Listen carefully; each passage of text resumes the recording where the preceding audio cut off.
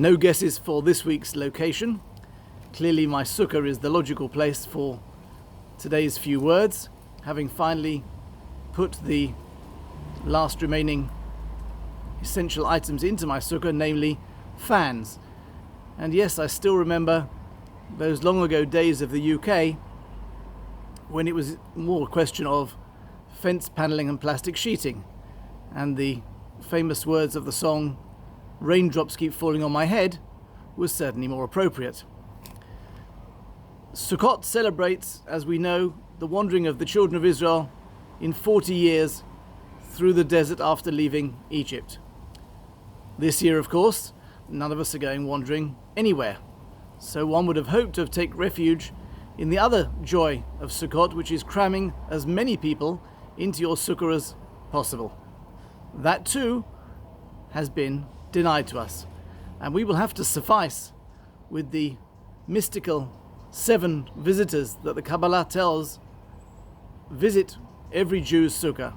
I refer, of course, to Avraham, Yitzchak, Yaakov, Moshe, Aharon, Yosef, and David.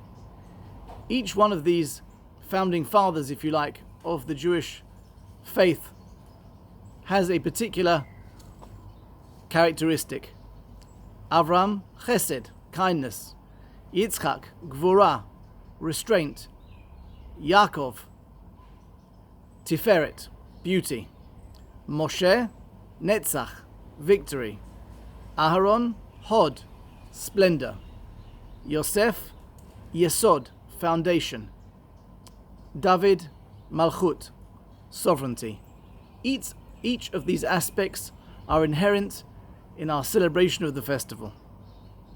And when it comes to the celebration of the festival, as it says in Devarim, v'samachta b'chagecha, you shall rejoice on your festival. And the famous Maimonides, as ever, practical in his approach, clearly encourages us to feed the poor and welcome others into our sukkah and enable them to celebrate a festival in the proper manner.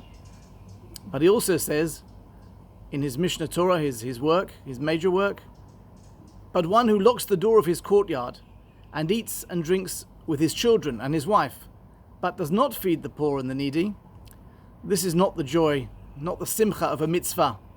This is the joy, the simcha of his stomach. So, given that this year is clearly not a traditional Sukkot year, the emphasis should really be on ensuring that we enable others to celebrate the festival in their homes in a manner in which we would like to celebrate ours. And if that means making sure they have enough food, if it means making sure they have a place wherever possible to put up a sukkah or putting up a sukkah for them, then clearly that is something we can do. Wishing you all a Chag Sameach, and please God, next year we will return to cramming as many people as possible into our Sukkot.